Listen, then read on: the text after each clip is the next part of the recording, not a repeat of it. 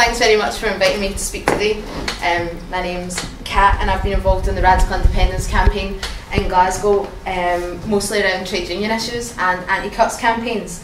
I'll try not to take up too much time, and I just wanted to outline some of the reasons why I'm going to be voting yes, and why I think that it's important that the trade unions start to say why people should vote yes.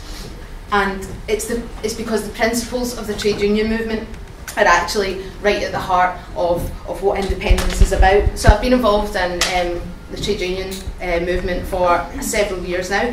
I work in a low-paid public sector job, and we're constantly facing attacks on terms and conditions, pay, pensions. My union, PCS, are involved in an industrial dispute just now because the government are actually refusing to negotiate with us whilst they're attacking our holiday entitlements, sick leave entitlements, basically just coming after our terms and conditions. They're refusing to have the trade union anywhere near them. I think that tells you something about the Westminster government's attitude towards democracy and to trade unionism. So as a trade unionist, I always try and uphold the principles, the broad principles of trade unionism, and that's justice, equality, solidarity, and internationalism. And I think these are the principles that led me to be a supporter of independence, and to particularly be involved in the Radical Independence campaign. You know, getting out there and meeting people and speaking to people out with people who are not members of mainstream political parties. I think that's really, really important. So, I mean, across the trade union movement, we've fought a constant battle for many, many years now, long before I was even in work, with successive governments who have ignored demands, humiliated us with anti-trade union legislation, and crossed our picket lines.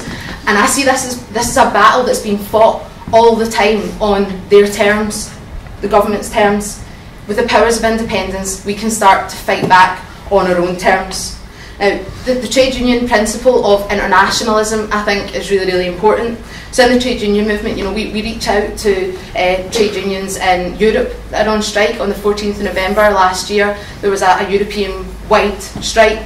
Things like that, you know, we're always trying to link up with other struggles because it's not really about nations or borders. And independence for me isn't about breaking with people in England and Wales. It's not about that. This is, I think, partly what the No campaign tries to put across, is some kind of tearing apart of ordinary people, but it's not. But a border has already been drawn. Britain is already broken. And it's not a border of nations. A border's been drawn between workers, the unemployed, disabled, students, families on one side, and on the other, the insatiability for wealth and the greed of the City of London.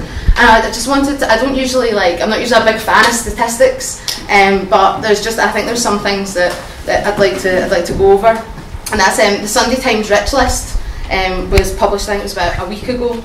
And it showed there are now a record number of billionaires in Britain, 88 billionaires. Average workers' wages have risen 0.8%, but the Sunday Times Rich List combined wealth has risen 35 million. And this is all at the same time that George Osborne, who I'm quite certain in saying that no one in this room voted for him, announces over £10 billion of welfare cuts. So as a trade unionist, I look at that and I think, well, where is the equality? Where is the justice? And that's the thing, they're not listening to what some of the largest organisations, some of the most democratic organisations have to say. Britain is the 5th richest country in the developed world. Britain is also the 4th most unequal country in the rich world.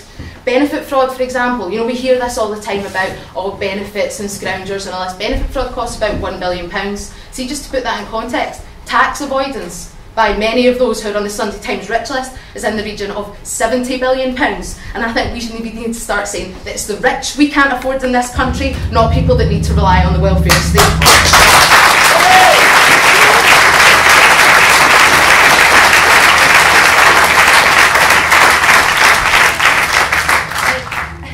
A yes vote, a vote for independence, can bring about real radical change. It can shift this pattern, this road that we seem to be forced down just now. And I don't want to go on too much, and I just wanted to talk a wee bit about like radical independence and what that kind of means to me. And I think we hear in the press like about Scotland from the No campaign, from the biased media, that, you know, Scotland too wee, too poor, too stupid.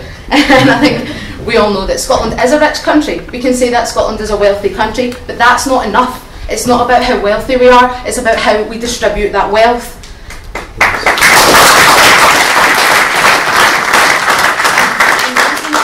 Using that wealth to benefit the majority of people, using that wealth to create jobs, to invest in green energies, and to invest in public services.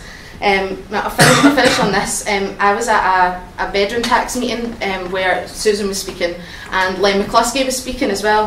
Len McCluskey is the General Secretary of Unite the Union. And I know that no trade union as yet, UK-wide trade union, has come out in favour of independence. And Len McCluskey is not exactly seen as the most pro-independence person ever, but he said something that really grabbed me, and sometimes clarity and inspiration just comes from the most unlikely sources. So he was talking about the bedroom tax and the Scottish fight back against the bedroom tax, and how it's so important that we are mobilising and going to Holyrood and saying no to bedroom tax, no to evictions, that this is not fair, and for us to be part of that UK-wide fight. And then he said, I wish you the best in your fight here in Scotland. Make the bedroom tax unsustainable and unworkable up here, and at the very least this will give a lead to the rest of our nations. And for me, this concept, this concept from Len McCluskey about solidarity is so important, because that's what it's about, is let Scotland lead the way to a fairer, more just society. And through the Radical Independence campaign, I think that this is how this is possible. Changing the direction of the path that we're on, changing the narrative about austerity. Ordinary people don't create economic crises, and we won't pay for them. Tonight's meeting, as James has already said, there's been lots of these kind of meetings across Scotland. We need a diverse independence movement. We need it to be more than just about political parties. Given the economic crisis, we need to start talking about radical solutions to move forward, and the Radical Independence campaign, I think, is the start of this process to empower people and to give a platform to radical political ideas. So, the trade unions. See, when I talk about trade unions, everyone kind of rolls their eyes a wee bit, because I guess they are kind of seen as a bit of a, an old-fashioned organisation, an old Labour tradition. But these are the largest democratic organisations in the country.